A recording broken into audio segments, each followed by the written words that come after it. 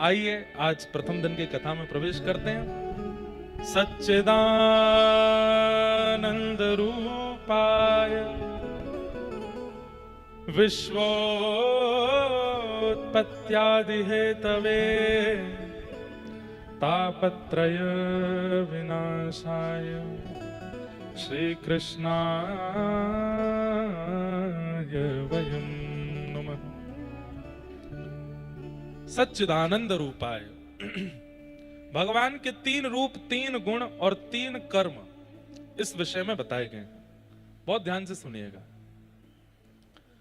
3 रूप हैं, सत्य, चैतन्य और आनंद। सबसे पहला ठाकुर जी का सत्य स्वरूप है।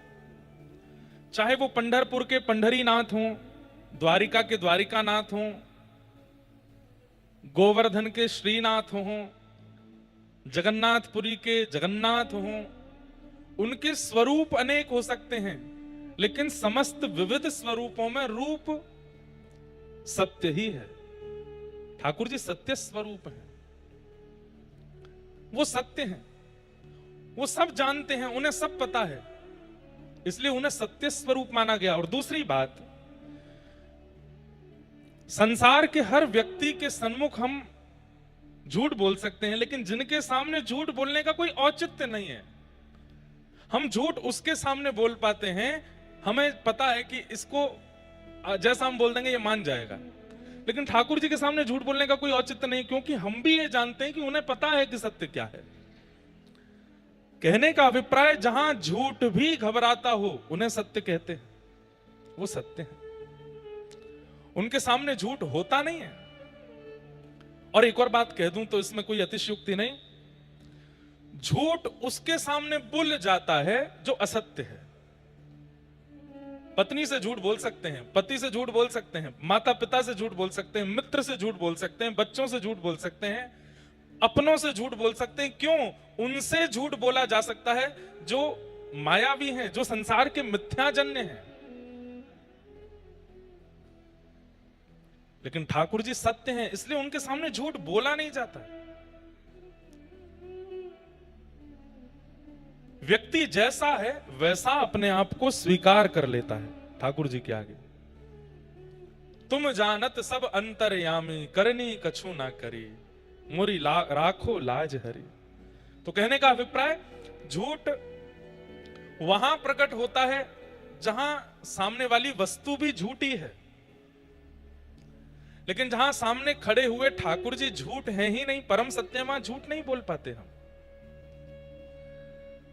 दुनिया ने आपसे पूछा कि आप इतने बड़े आदमी कैसे बन गए, या आप इतने सुंदर कैसे हो गए, या ये चीज आपको कैसे मिल गई, ये बात आपकी कैसे हो गई, ये कैसे हो गया, तो आप उसमें 4 बातें झूठ मिलाकर के बोल सकते हो, क्योंकि सामने पूछने वाला व्यक्ति भी मिथ्या है, झूठा है।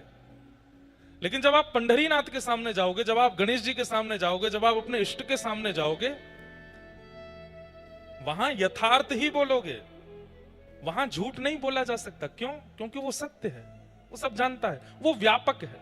और एक और बात, झूठ उसके सामने बोला जाता है जिसकी व्यापकता सीमित है। व्यापकता समझते हैं?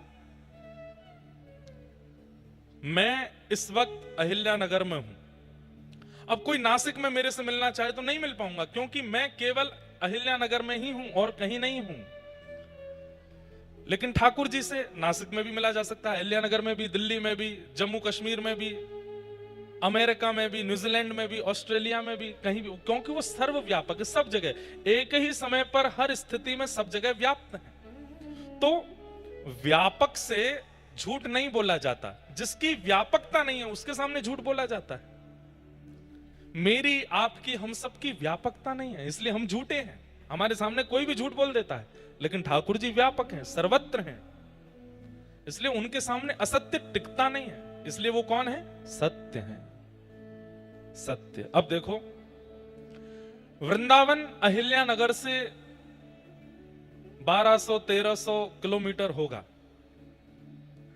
लेकिन वृंदावन की चर्चा यदि 1 घंटे में करने लग जाऊं, यमुना जी के बारे में, रज के बारे में, गोवर्धन के बारे में, राधा वल्लभ, राधा रमण, राधा श्याम सुंदर, बांके बिहारी, सबके बारे में चर्चा करने लगूं, 1 घंटे में दावे से कहता हूं आप ये भूल जाओगे कि आप अहिल्यानगर में हो। ऐसा लगेगा वृंदावन यहीं आ गया है, यही वृंदावन है। क्यों? ताली बाद में बजाना, पहले सुनो क्यों। क्योंकि वृंदावन व्यापक है, वृंदावन अस्थिर नहीं है, वृंदावन व्यापक है, कृष्ण का स्वरूप है। इसलिए उसकी व्यापकता होने के नाते वो कहीं भी प्रकट हो सकता है, कहीं भी उसका प्रादुर्भाव हो सकता है। तो जिसकी व्यापकता है, जिसकी व्यापकता है उसके सामने सत्य बोला जाता है, और जो व्यापक नहीं है उसके सामने असत्य बोल दिया जाता है, निकल आता है मुख से।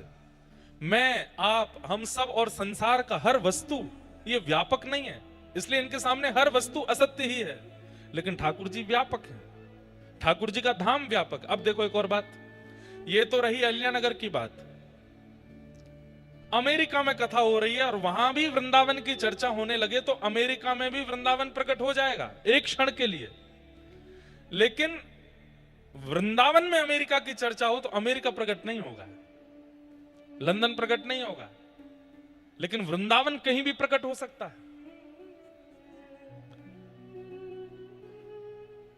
हम यहां चर्चा करते करते पंढरपुर का स्मरण करते रहेंगे तो धीरे धीरे पंढरपुर जैसा लगने लगेगा। श्रीमन चैतन्य महाप्रभु जब उनका सन्यास हुआ तो उन्होंने अपनी मां से कहा कि मैं वृंदावन जाना चाहता हूं।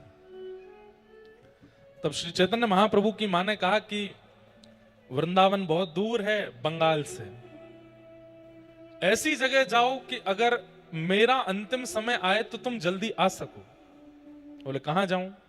बोले जगन्नाथपुरी चले जाओ। और देखो वृंदावन तो व्यापक है, तुम जगन्नाथपुरी को ही वृंदावन मान लेना। श्री चैतन्य महाप्रभु ने अपनी मां की इस बात को माना और जगन्नाथपुरी चले गए। श्रीमन चैतन्य महाप्रभु जब समुद्र का दर्शन करते थे तो वो कहते थे समुद्र नहीं है, ये श्याम सुंदर यमुना जी हैं। वे जगन्नाथपुरी की गलियों में जब भ्रमण करते थे वो कहते थे ये वृंदावन की कुंज गलियां हैं। श्री जगन्नाथ का नीलाचल पर्वत वे कहते थे ये गोवर्धन है। श्री जगन्नाथ मंदिर बोले ये द्वारिका है। गुंडीचा बोले वो वृंदावन है। जीवन पर्यंत श्रीमन चैतन्य महाप्रभु वृंदावन को इतना भजे, लेकिन रहे जगन्नाथपुरी में और जगन्नाथपुरी को ही वृंदावन बना दिया। इससे क्या प्रकट होती है बात कि ठाकुर जी का नाम और ठाकुर जी का धाम, ठाकुर जी का नाम, ठाकुर जी का धाम, ये व्यापक हैं, ये कहीं भी प्रकट हो सकते हैं।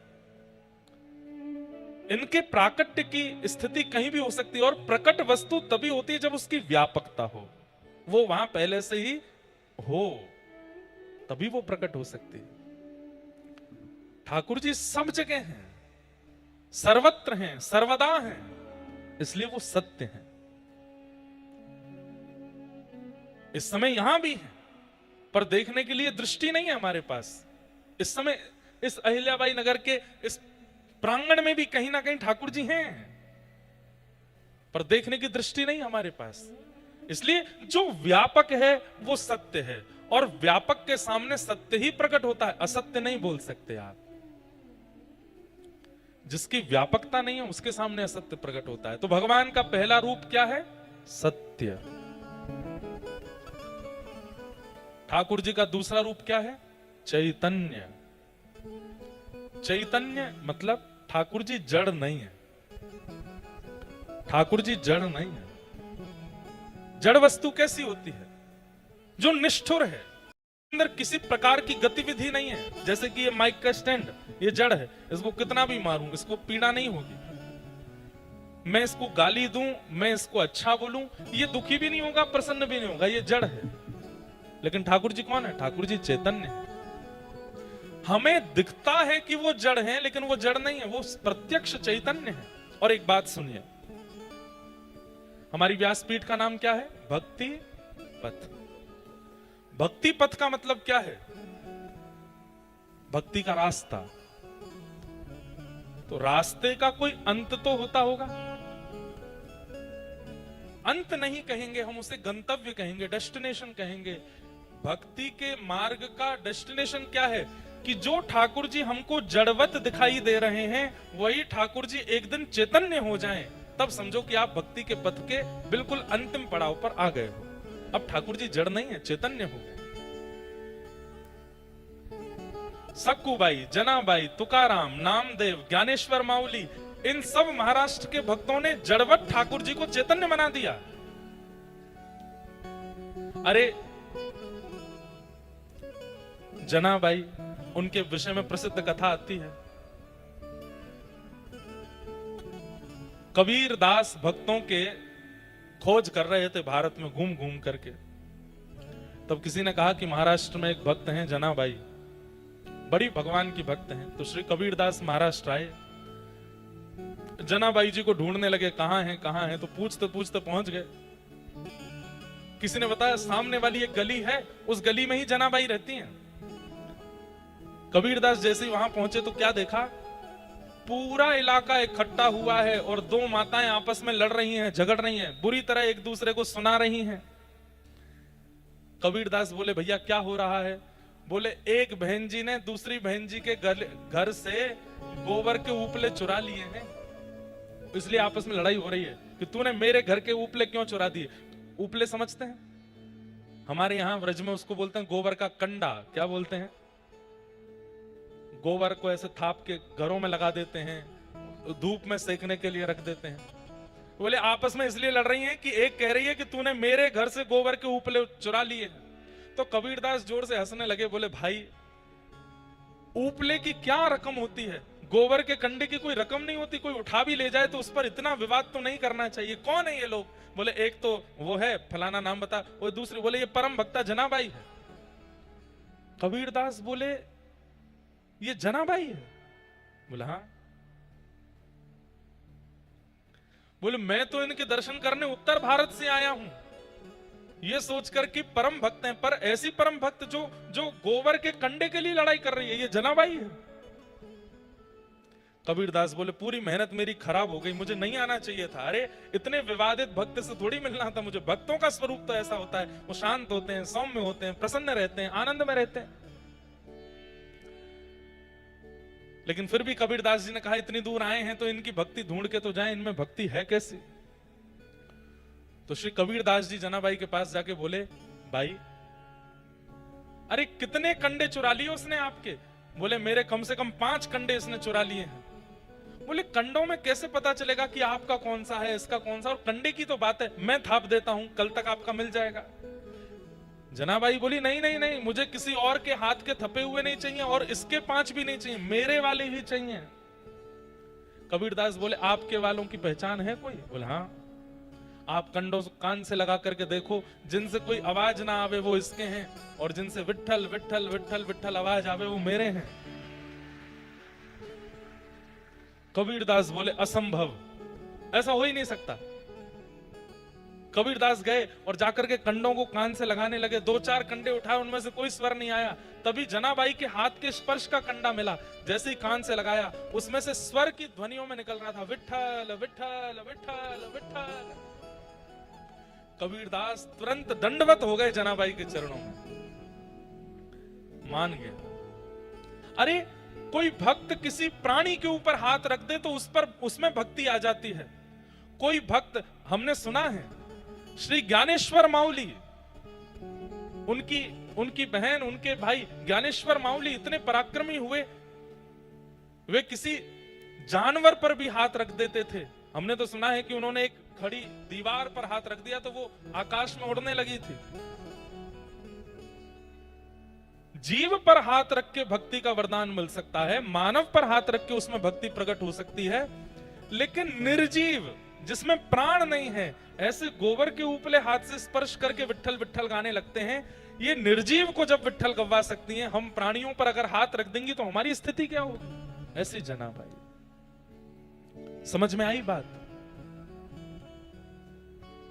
जहां भक्त के स्पर्श करने से गोबर का कंडा विट्ठल बोल सकता है, वो परमात्मा, उस भक्त के हृदय में विराजमान होने वाले परमात्मा जड़ कैसे हो सकते हैं? वो तो चैतन्य है। ठाकुर जी जड़ नहीं है, चैतन्य है।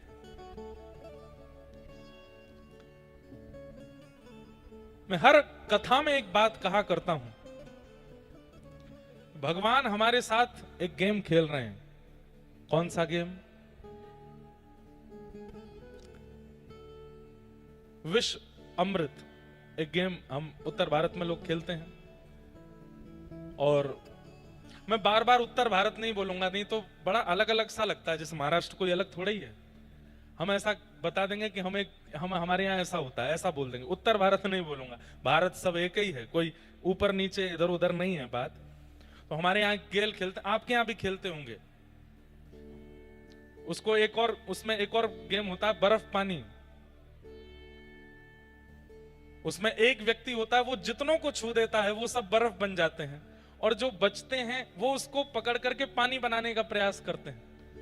और उसको पकड़ने के लिए अगर आप गए और जो बर्फ बना रहा है उसने आपको छू दिया तो आप भी बर्फ बन जाओगे, और जिस अदा में हो वैसे ही रहना पड़ेगा आपको। ठाकुर जी हमारे साथ ऐसा खेल खेल रहे हैं, स्वयं तो मूर्ति बन के खड़े हो गए और हमको मानो चैलेंज कर रहे हैं, तुम्हारे पास 100 वर्ष का समय है, 100 वर्ष के अंदर अंदर मुझे चलायमान करके दिखाओ। मैं मूर्ति बन के खड़ा, कहीं ऐसे खड़े, कहीं ऐसे खड़े, कहीं ऐसे खड़े, कहीं ऐसे खड़े। हम भक्ति के प्रभाव से, हम नाम के प्रभाव से, हम गुरु कृपा से, अगर इन ग्रंथों की कृपा से ठाकुर जी को चलायमान कर देते हैं तो हमारी विजय हो जाती है। और वो चलायमान होने को तैयार हैं, पर हम कर नहीं पाते। ठाकुर जी जड़वत खड़े हैं हमारे सामने, लेकिन भगवान का परम स्वरूप चैतन्य है, जड़ नहीं। एक बार एक भक्त था, लड्डू गोपाल जी की सेवा करता था, पर उसके जीवन में इतना कष्ट था, इतना दुख था कि वो रोज लड्डू गोपाल जी से प्रार्थना करना था, मेरे जीवन में सुख आ जाए, मेरे जीवन में सुख आ जाए। 10 वर्ष निकल गए लेकिन उसके जीवन में सुख नहीं आया।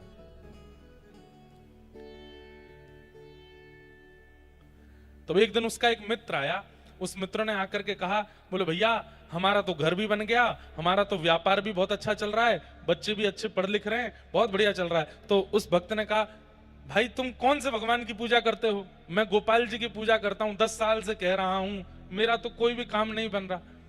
तो उस भक्त ने कह दिया, मैं तो शंकर जी की आराधना करता हूं, शिव आराधन करता हूं, और सुनो हम तुमको एक राय दें। बोले क्या? ये गोपाल जी की सेवा थोड़ी तुम कम करो, शंकर जी की आराधना करो, शिव भक्त, शिव जी जल्दी प्रसन्न होते हैं। और मेरा आपका, हम सब संसारी लोगों का स्वभाव ऐसा ही है, जहां की तरफ हमको लगता है कि पटला भारी है, हम वहीं की तरफ झुक जाते हैं। एक क्षण लगता है हमको छोड़ने में, अविश्वास बहुत जल्दी आता है हमारे मन में। गोपाल जी को उठा करके अलमारी में रख दिया, शंकर जी ले आया, अब शंकर जी की पूजा करने लगा। अगले दिन जैसे शंकर जी का आराधन करते समय अगरबत्ती लगाई, पहली बार उसके मन में ये भावना आई कि इनकी भी नाक है, ये भी सूंघते हैं, यह भी प्राणी हैं, इनके अंदर भी प्राण हैं। उसके अंदर ये भावना आ गई कि मैं दूसरे देवता की सेवा कर रहा हूं तो इनको शायद जलन हो रही है। ये जलन होना, किसी धुआं को अपनी तरफ खींचना, सुगंधी सूंघना, ये चैतन्य का स्वरूप है, ये जड़ का स्वरूप नहीं है। आज 10 साल बाद उसने ठाकुर जी को चैतन्य माना, इसलिए प्रकट हो गए ठाकुर जी। इससे ये बात प्रमाणित होती है। हम आज तक अपने ठाकुर जी के प्रति चैतन्य बुद्धि कर ही नहीं पाए हैं, इसलिए ठाकुर जी जड़ ही रहते हैं, वो चैतन्य नहीं बनते। उनके प्रति चैतन्य भावना रखो, उनके प्रति चैतन्य की स्थिति रखो। और चैतन्य स्थिति कैसे होती है? ठाकुर जी से कोई संबंध बना लीजिए, ठाकुर जी को अपना कुछ मान लीजिए, उनके प्रति चैतन्य बुद्धि रखने लगोगे तो ठाकुर जी की गतिविधियां होने लगेंगी। कभी आंखें भी टिमटिमाएंगे, कभी हाथ भी चलाएंगे, कभी पैर भी चलाएंगे, कभी बोलने भी लगेंगे। जितने भी भक्तों का नाम लीजिए, एक भी भक्त ऐसा नहीं है जिसने मूर्ति पूजा की हो। सब भक्तों को चैतन्य भगवान ने दर्शन दिया। क्यों? क्योंकि उस भक्त ने ठाकुर जी के प्रति कभी जड़ बुद्धि रखी ही नहीं। वो ठाकुर जी को चैतन्य मानता है, हम जड़ मानते हैं। ठाकुर जी जड़ नहीं है, चैतन्य है। व्रज में एक महात्मा यमुना स्नान कर रहे थे। भोली भाली 2 सखियां आपस में बात कर रही थी। बोले, अरे मैंने तो ऐसा सुना है कि इन संतन के पास भगवान हूं मैं। दूसरी बोली दिखाई तो देना रे, ब्रजभाषा बोले समझ जाओगे आप लोग। दूसरी बोली दिखाई तो देना रे। बोले ऐसे ना दिखाई दे, ये जो इनको झोला है ना, जो ये टांग के चले, या के भीतर है भगवान। तो संत जैसे ही यमुना स्नान करने गए, दोनों भोली भाली सखियां गईं और उनका झोला खोलने लगी। तो झोले में से गीता जी निकली, रामायण निकली, कमंडल निकला। तभी एक छोटा सा एक बक्सा था, वो छोटे से बक्सा को जैसे खोला तो उसमें लड्डू गोपाल बैठे थे। तो दोनों सखी बोली अरे देख देख देख देख, मिल गए ठाकुर जी। तब पहली सखी दूसरी सखी से बोली अरे देख, या बाबा ने छोटे से बक्सा में ठाकुर जी रख दिए तो ठाकुर जी के हाथ पैर टेढ़े मेढ़े है गए, और लड्डू गोपाल तो ऐसे ही रहते हैं। दूसरी बोली मेरे पास घी है, मैं इनकी नेक मालिश करके इनके हाथ पैर सीधे कर दूंगी। और घी लेकर के आई और ठाकुर जी को मालिश करी, हाथ में लगा, पैरन में लगा, मुख पे लगा। अब उसके मन में ये नहीं था कि लड्डू गोपाल ऐसे ही रहते हैं, उसको था कि ये छोटे से बक्से के कारण इनके हाथ पैर ऐसे हो गए। इस भावना से घी लगाया तो ठाकुर जी सीधे हो गए, हाथ भी सीधे हो गए, पैर भी सीधे हो गए। इतने में ही वो महात्मा यमुना जी से निकल के आए। जैसे ही यमुना जी से निकले वो सखियां वहां से भागी, अरे बाबा आ गए हो, बाबा आ गए हो। बाबा ने आगे कही मेरा झोला निकाल लिया, क्या निकाला इसमें से? और जैसे खोल के देखा तो बक्सा रखा था। उनको डर लगा कि कहीं ठाकुर जी तो नहीं ले गए। जैसे ही खोल करके देखा तो जो लड्डू गोपाल थे वो सीधे खड़े थे, दोनों हाथ भी सीधे, पैर भी सीधे। बाबा बोले ठाकुर जी तो मेरे हैं, 40 साल से मैं सेवा कर रहा हूं, लेकिन इनके हाथ पैर सीधे कैसे हो गए? उन सखियों को बुलाया, बोले मैं कुछ कहूंगा नहीं, इधर आओ। तुमने क्या किया था कि मेरे ठाकुर जी के हाथ पैर सीधे कैसे हो गए? तो वो सखी बोली कि बाबा हमें तो ऐसी लगी कि आपने अपने ठाकुर जी इतने छोटे से डिब्बा में बंद कर दिए, उनके हाथ पैर मुड़ गए, तो हमें लगी कि हाथ पैर सीधे करने के आज घी की मालिश कर दें। तो हमने घी की मालिश करी तो ठाकुर जी के हाथ पैर सीधे हो गए। बाबा ने उन सखियों को प्रणाम किया, बोले मैंने प्रयाग में स्नान किया, काशी में स्नान किया, तीर्थ यात्राएं करी, बड़े बड़े यज्ञ किए, बड़े बड़े अनुष्ठान किए, 40 साल से नित्य इनकी सेवा कर रहा हूं। सब कुछ प्रस्तुत कर दिया ठाकुर जी की सेवा में, लेकिन जिससे ठाकुर जी प्रसन्न होते हैं, चैतन्य भाव, वो हृदय में नहीं ला पाया। इसलिए आज तक ठाकुर जी मेरे सीधे नहीं हुए। लेकिन आज तुम लोगों की भावना से मुझे पता चल गया कि ठाकुर जी के प्रति चैतन्य बुद्धि रखनी चाहिए। हमारे गिरधर लाल जी इतने से हैं, लेकिन उनके प्रति कभी आज तक जड़ बुद्धि नहीं आई, चैतन्य बुद्धि। और चैतन्य बुद्धि कैसे? अहिल्यानगर में कथा है, ठाकुर जी को पर्ची डाल के पूछेंगे आप चलोगे? जो पर्ची ठाकुर जी के पैरों के पास जाती है समझते हैं यही उत्तर है, खोल के देखते हैं ठाकुर जी कहते हैं नहीं, मतलब नहीं जाना। अभी कुछ दिन पहले मैं साउथ अफ्रीका गया था, वहां मेरा ले जाने का मन नहीं था। मैंने कहा वहां लोग गौ मांस खाते हैं, फ्लाइट इतनी लंबी होगी, व्यवस्थाएं इतनी होती नहीं है, ठाकुर जी को घर ही छोड़ जाते हैं। पर मन में आया कि एक बार पर्ची डाल के पूछ लेता हूं।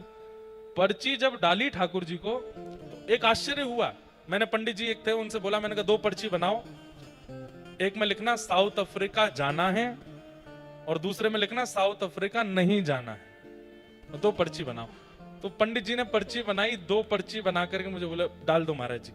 तो जैसे ही मैंने डाली तो उठाई तो उसमें लिखा था साउथ अफ्रीका जाना है। मैंने कहा ठाकुर जी तो आज्ञा कर रहे हैं जाना है।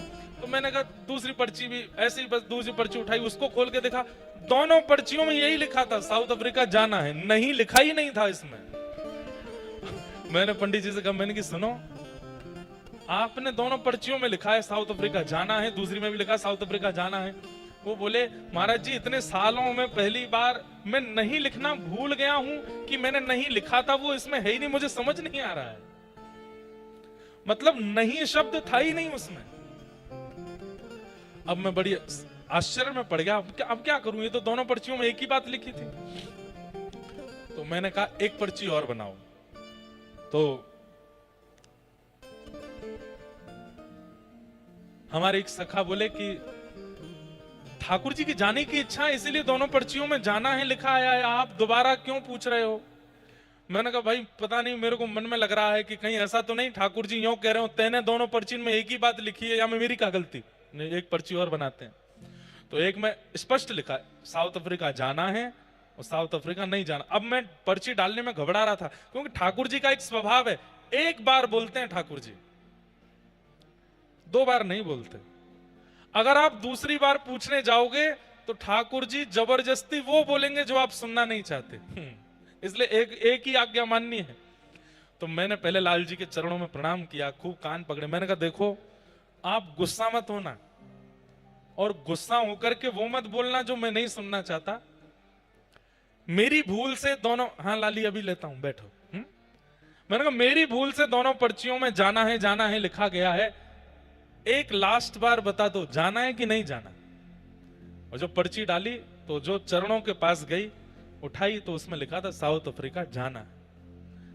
अब चाहे उसमें 12 घंटे की फ्लाइट हो, 4 घंटे का कहीं लेओवर हो, कोई खाने को नहीं मिले, पीने की व्यवस्था नहीं, लेकिन ठाकुर जी को जाना है तो जाना है। वो गए वो, और जहां नहीं जाना वहीं नहीं जाना।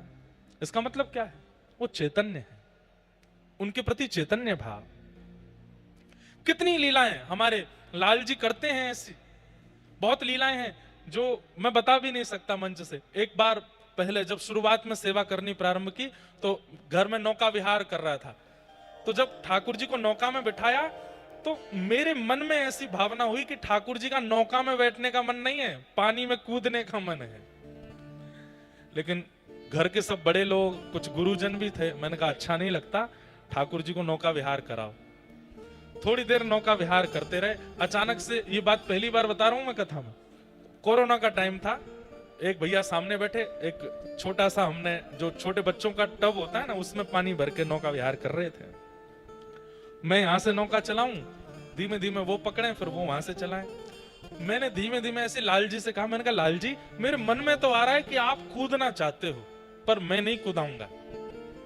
आपका मन है तो अपने आप कूद जाओ। और आप सत्य मानिए, मैं, अब आप ये भी कह सकते हैं कि आपने नाव छोड़ी ऐसी होगी कि वो पलट गई होगी। मेरे नहीं छोड़ी थी, सामने से आ रही थी। उसी समय मैं सोच रहा था आपका स्नान का अगर मन है तो खुद कूद जाइए। और उन्होंने जैसे ही नाव चलाई, बिल्कुल सीधी आ रही थी, और अचानक से एक तरफ मुड़ी और श्री गिरधर लाल जी तुरंत नाव में।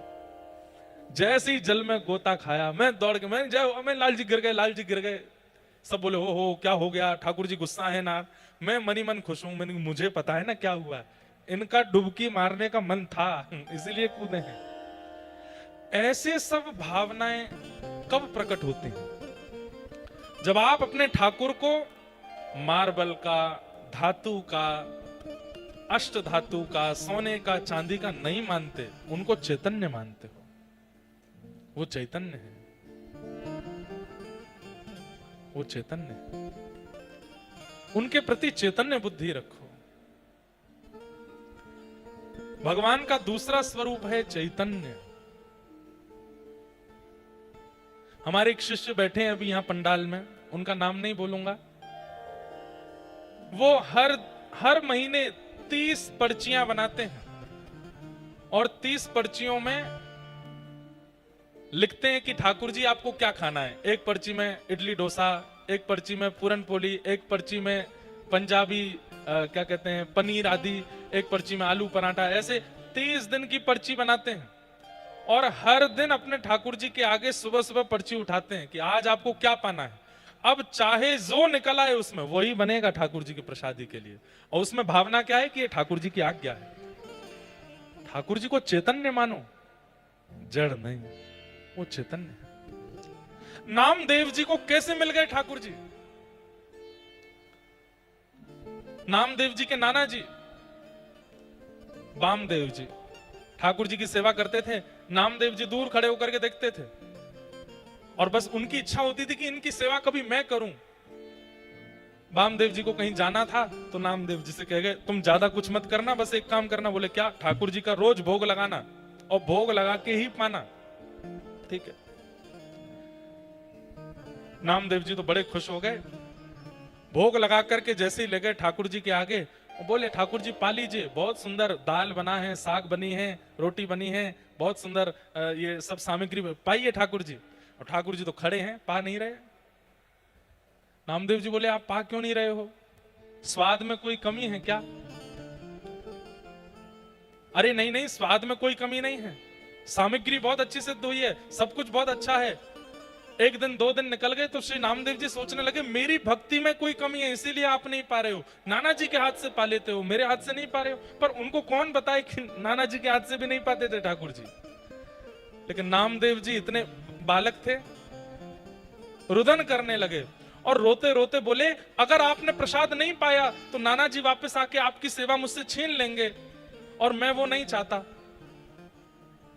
छुरी लेकर के आ गए और अपने गले पर रख करके बोले या तो प्रसाद पाओ नहीं तो मैं प्राण त्याग दूंगा आपने। इतने में ठाकुर जी प्रकट हो गए, प्रकट होकर के नामदेव जी का हाथ पकड़ लिया और पकड़ करके बोले मैं इतनी जल्दी प्रकट नहीं होता, अरे कम से कम 3-4 महीने तो मनाते मुझको, 3 दिन में प्रकट कर लिया। 3 महीने में चाह रहे हो कि मैं दर्शन दूं, 3 दिन में। ठाकुर जी प्रकट हो गए, प्रकट होकर के खूब प्रेम से पाया। 3-4 दिन बाद जब वामदेव जी वापस आए और जब थाली लेकर के वामदेव जी गए, ठाकुर जी ने नहीं पाया तो नामदेव जी ने टोक दिया, बोले नाना जी आप तो यथावत थाली उठा के लिया, ठाकुर जी ने तो पाया ही नहीं। तो वामदेव जी हंसने लगे, बोले ठाकुर जी पाते नहीं है, बस देखते हैं। बोले ऐसे कैसे नहीं पाते, मैं तो पवाता था। बोले अच्छा मेरे सामने पवा के दिखाओ। नामदेव जी फिर आ गए, ठाकुर जी पाओ, जैसे 3 दिन पहले मेरे साथ पा रहे थे वैसे पाओ। ठाकुर जी नहीं आए। नामदेव जी बोले ऐसे नहीं आते, मुझे पता है कैसे आते हैं। गए दोबारा छुरी लेके आए और फिर से गले पर रखी। ठाकुर जी फिर प्रकट हो गए, हाथ पकड़ के बोले बड़े जिद्दी हो, ये बार बार छुरी क्यों रख लेते हो तुम गले पर, हमको धमकी देते हो। लेकिन यहां ठाकुर जी नामदेव जी से नोकझोंक कर रहे हैं, सामने वामदेव जी की आंखों में आंसू। पूरा जीवन निकल गया मेरा, आज पहली बार ठाकुर जी का अनुभव हुआ। धन्य है नामा जो तेरे ऊपर ठाकुर जी इतनी कृपा करते हैं। सीधी बात, मैंने जो कोई भी बातें यहां बताई, इन सब बातों में ठाकुर जी के प्राकट्य का मूल कारण क्या था? भैया ये जिनके भी गोपाल जी हैं इनको ले जाओ और पकड़ के बैठाओ, खूब प्रेम से कथा सुनो, नहीं तो इनके कारण और भी कथा नहीं सुन पाएंगे। जितनी भी बातें मैंने बताई, इन सब बातों में प्रधान बात क्या थी? ठाकुर जी के प्रति चैतन्य बुद्धि, वो जड़ नहीं है। आप लोग ऐसा मत करना कि कल आप सब भी छुरी लेके बैठ जाओ ठाकुर जी पाओ, नहीं। ठाकुर जी कहेंगे सुनी सुनाई बात है, नामदेव जी का चरित्र सुन के आए हो इसलिए कर रहे हो ना, कुछ नया करो। और नए में ठाकुर जी को धमकी मत देना भैया कि मैं आत्महत्या कर लूंगा नहीं तो भोजन पर, नहीं नहीं, ये सब नहीं करना। नवीनता में आप चैतन्य बुद्धि रखो बस। चैतन्य बुद्धि का प्रारंभ कहां से होता है? सबसे पहली बात, ठाकुर जी का आसन। ठाकुर जी का आसन ऐसा रखो विचार करके कि ठाकुर जी इस पर बैठेंगे तो उनको सुख मिले।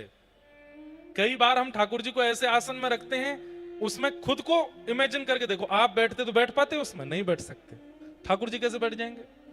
दूसरी बात, सबसे पहला ठाकुर जी का आसन इतना सुंदर, मलमल का वस्त्र हो, थोड़ा कंफर्टेबल हो, पीछे कमर लगाने के लिए मसनद हो, गद्दी हो। दूसरा, हम सबके घर के ठाकुर जी कैसे हैं? किसी घर के ठाकुर जी ऐसे हैं, किसी के घर के ऐसे हैं, मेरे ऐसे हैं।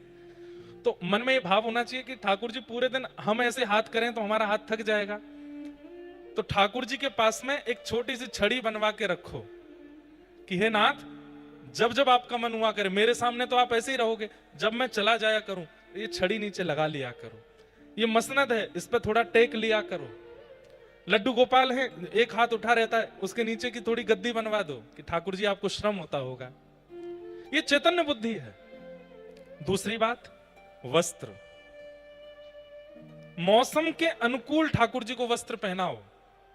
अभी गर्मियां चल रही हैं तो ठाकुर जी को ऐसे हल्के वस्त्र हों, ज्यादा मालाएं नहीं गले में पहनानी, 2 माला ही पहना दीजिए, मोती की पहनाइए जो चुभे ना ठाकुर जी को। इत्र भी मौसम के अनुकूल हो। इस समय कस्तूरी का इत्र नहीं लगा सकते, इस समय शमामा का, हिना का इत्र नहीं लगा सकते, गुलाब का इत्र लगा सकते हो, खस का इत्र लगा सकते हो, मोगरा का इत्र लगा सकते हो, जो ठंडा इत्र होता है चंदन का इत्र लगा सकते हो, ठाकुर जी को इत्र लगाओ। गर्मियों में बहुत गहने मत पहनाओ, सिर पर बड़े बड़े मुकुट मत पहनाओ, कपड़े के बने हुए पाग पहनाओ, पाग कोई ठाकुर जी के सिर पर बांध दो और उसमें हल्की सी मोती की एक लड़ लगा दो, बस हल्का रहने दो ठाकुर जी को। अक्षय तृतीया आने वाली है, आज से ही चंदन घिसना शुरू कीजिए घर पे, खूब सारा चंदन निकालिए, उस चंदन को इकट्ठा करके एक बढ़िया कपड़े में डाल के निचोड़ के उसका पानी निकाल लो, चंदन का एक बॉल जैसा बन जाएगा।